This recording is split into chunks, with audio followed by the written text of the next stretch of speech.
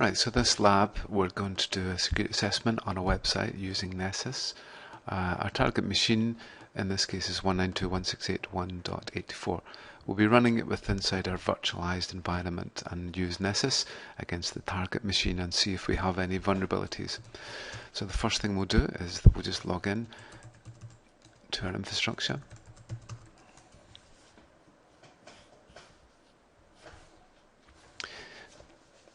Okay.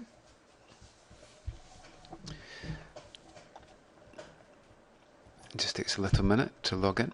Once we log in, what we'll do is we'll just find a Windows 2003 instance which is running, which isn't powered on, and then we'll power it on and we'll use that one for our machine to do the vulnerability scanning. Okay, so it just takes a little minute for us to have a look at the VMs there. So we'll just pick that one. It's not on just now, so we'll just run it.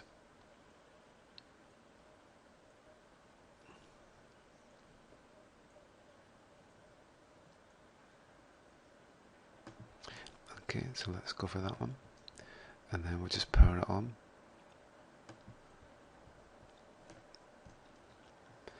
Just takes a little minute for it to power up, and then we'll just run it.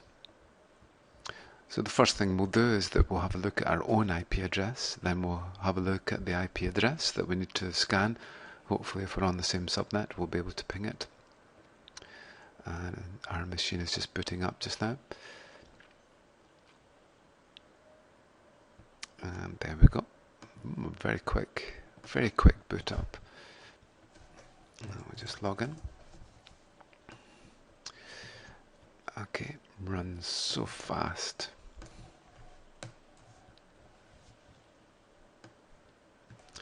Okay, so the first thing we'll do is we'll have a look at our IP address. And then we'll ping the host. And we're looking at 84. And it's alive. Next what we'll do is we'll test to see if the server is running on it. 192.168.1.4, and that's fine.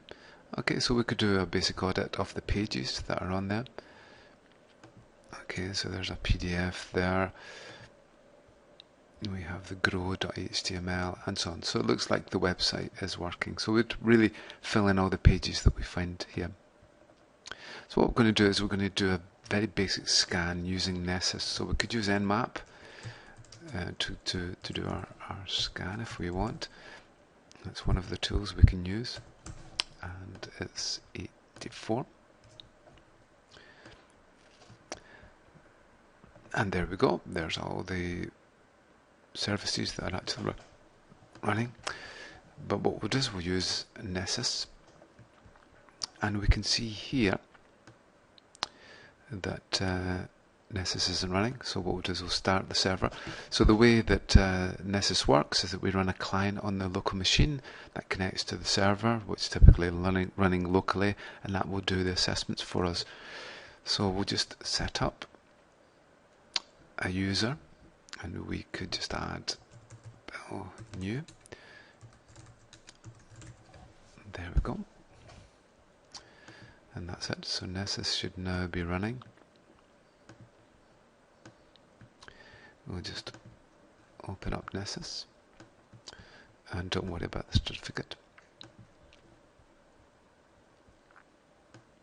So the first thing we'll do is we'll create a policy. The policy will just do a very basic scan for us, and we'll just log in. Hopefully that's just been created for us, and that's fine. So now what we'll do is policy, add a new policy, and we'll call it scan. We'll select in TCP, SNMP, scan, and so on. So we'll just select all the default policies then for our port scanners, so they can find out all the services that are running. We don't have any details of the login for the Windows network at all, so it's seen as a black box test for us. We won't add any plugins just now, but in the next part of the lab we will. So just now we just want to scan, and we don't actually have any database parameters just now. Okay, so we've created our policy here. So the next thing we've got to do is we've got to scan. So we'll call it my scan. We'll add our policy. We're going to scan 192.168.1.84, and there we go. Okay, so it's quite happily going ahead and doing that scan for us. Just running just now, so we'll go to our reports and have a little look to see how that's done. Looks like it's found 3 ports already, 139, TCP, 445, some RPC ports, and so on. A few other ports there used for RPC, typically a Unix type protocol. We've got time of day running, quote the day, FTP is running. We have SSH, port 23, SNMP, our email relay system. We have port 53, HTTP running, Kerberos, LDAP, HTTPS, and so on. Okay, so from here we can actually see all the ports that we're actually running, and it should give us some idea about what services are running on the machine. So what we'll do now is that we'll assess the host in terms of its DNS. So we'll go back to policies and we'll add a new one, and we'll go for DNS, and we'll put my DNS scan, policy scan, and this time we'll not bother doing any port scanning because we've already done that.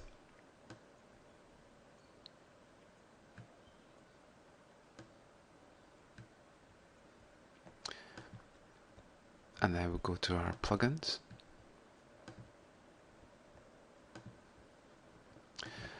So just disable them all, and then so we've now selected just DNS, so we see here all the vulnerabilities around DNS for the plugins.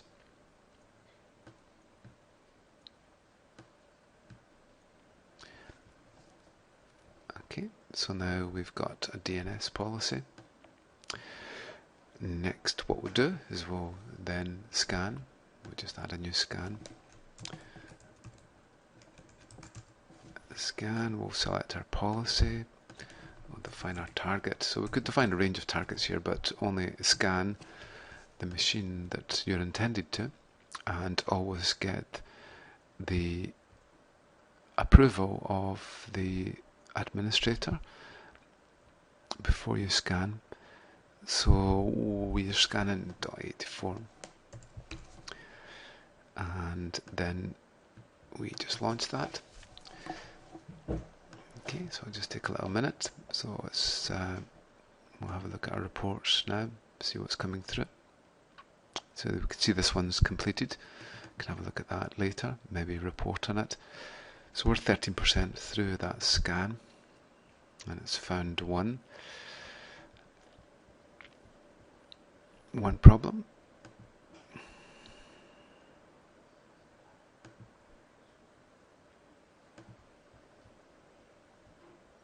Okay, so there's two on our UDP port and one on our TCP port.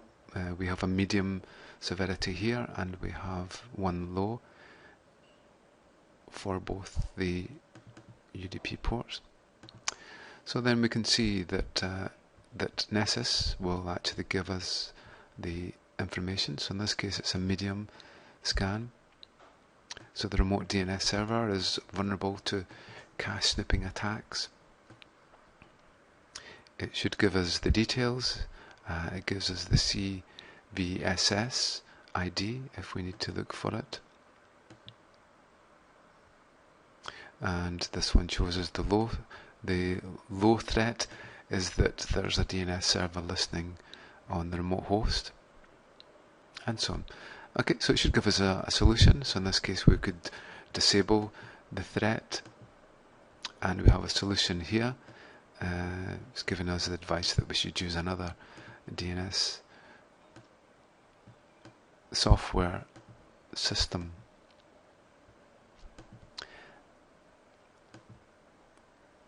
Okay, so in the end we end up with 3 risks.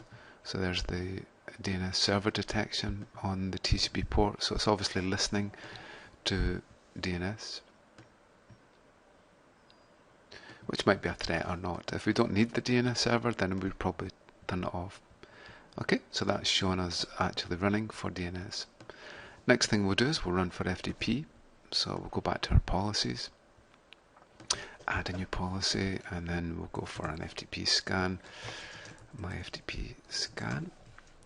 Won't bother with all the port scans again, so we can do it quicker.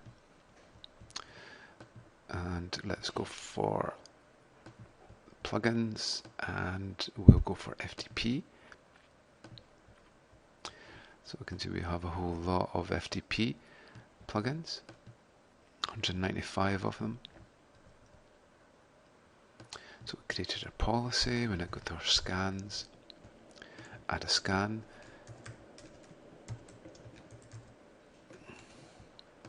select our policy 192.168.1.84.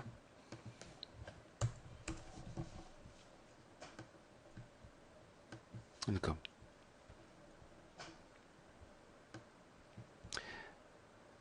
Okay, so that's just running. So our DNS scan is finished, so let's have a look at our FTP scan.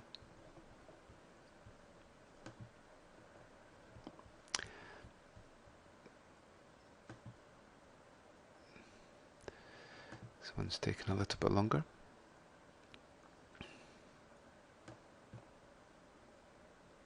Oh, and it's finished. Okay, so we've got one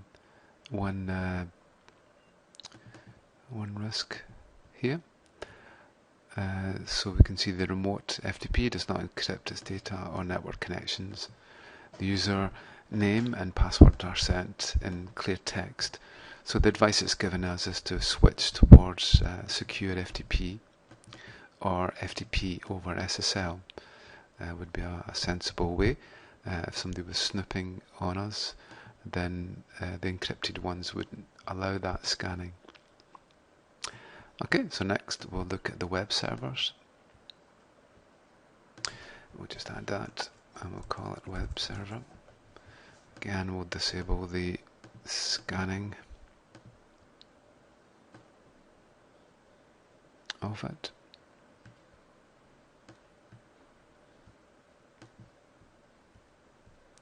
We'll disable all, and then we'll take our FTP scans, our web scans, just disable that one.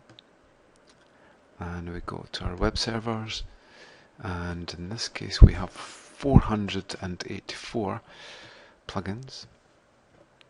And we just submit that. And we'll go back and we'll go for our scan. Start our scan. We'll call it my web. Select our policy and our target 1.84.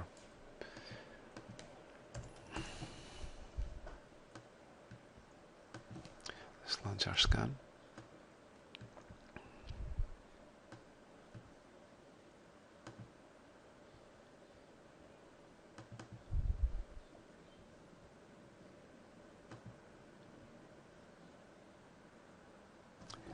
It's just running just now.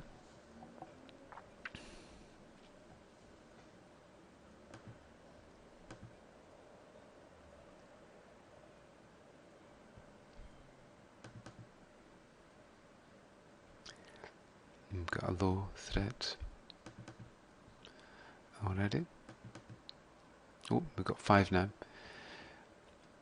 So we can see we have 5. HTTP server type and version can be determined. Microsoft.NET handlers can be enumerated. HTTP information, and so on.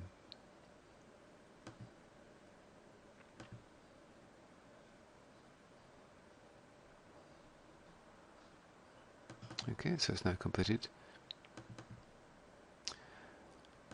So let's look at this one. So in this case, the plugin attempts to determine the type and the version of the remote server. And we can see in this case it's IIS version 6, and it's very difficult for it not to determine this. As we'll see in another lab, we can connect through Telnet and we can grab banners and so on. Okay, so that's now web. Now we'll go for Windows. Should be a challenging area for us. We'll add, and then we'll go for Windows. Again, we'll disable the scanning.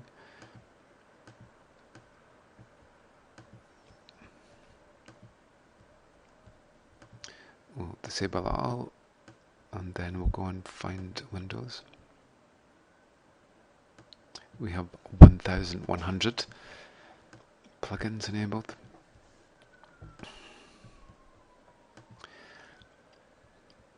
Now let's go for our scan.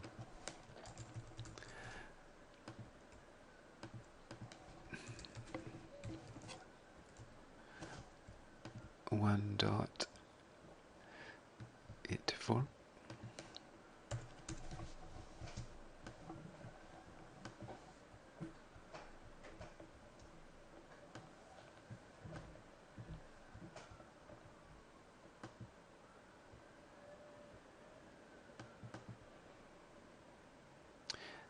Okay, so let's see how that one's getting on. Here's all our reports from before. We had 5 potential problems with FTP. We had 1 with FTP and 5 with web.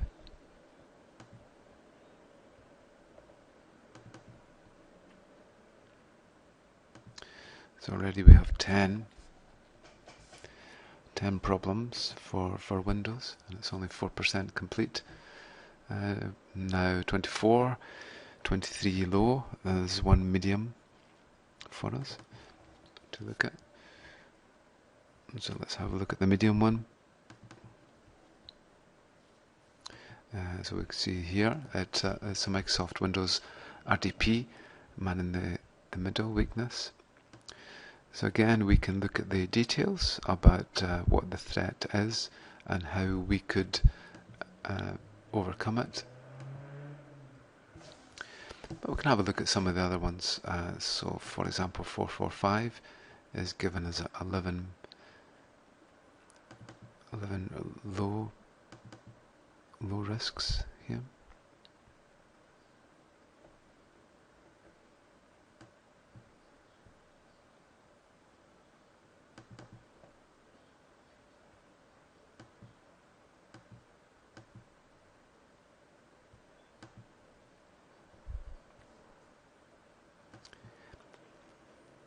Okay, so we also have a low risk for that one.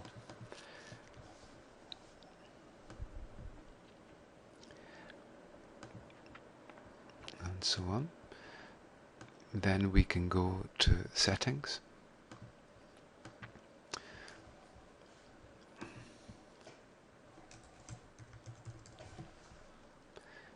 Let's disable these again.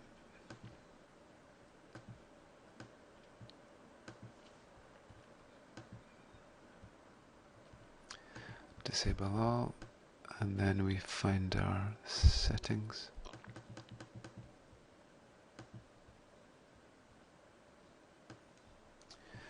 To enable plugins this time.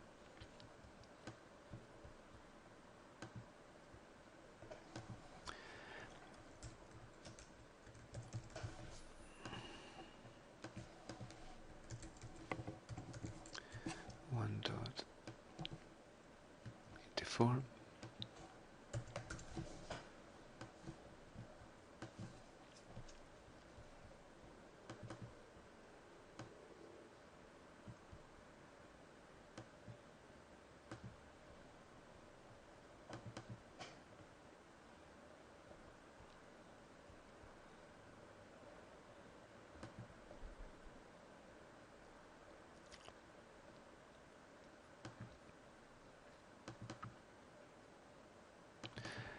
We have a high risk here on this one.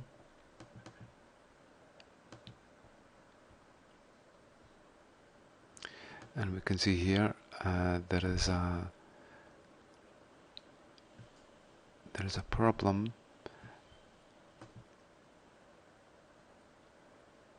on this,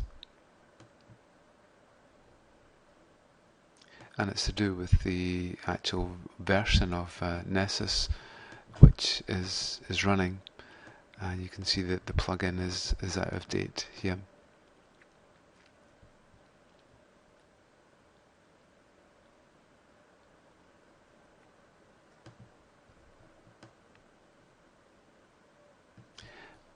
We'll do some SNMP scans now. Just add SNMP, which is an obvious weakness, security weakness. SNMP can open a whole lot of security problems if SNMP is enabled. So let's try that one. We have 25 scans for this one, 25 plugins. So we just add SNMP.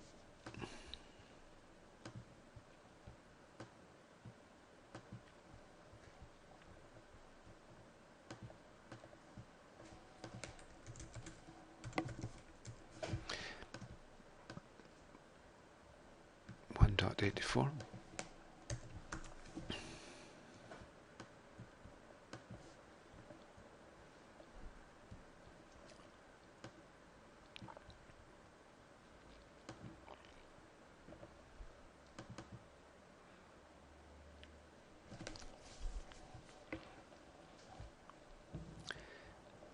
Okay, so it's just running just now.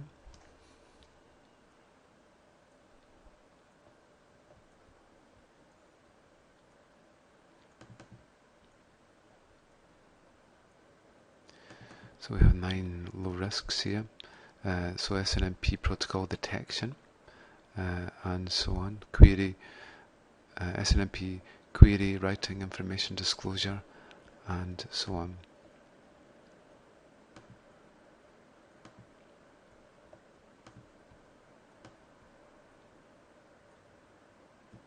And we'll just try one last one with RPC.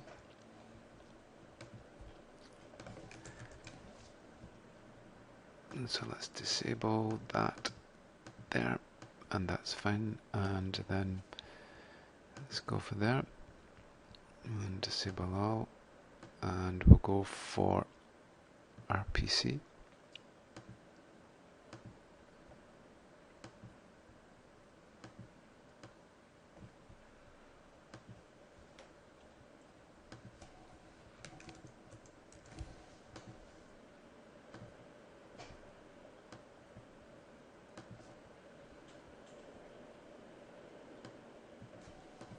One 192.168.1.84. Just launch the scan.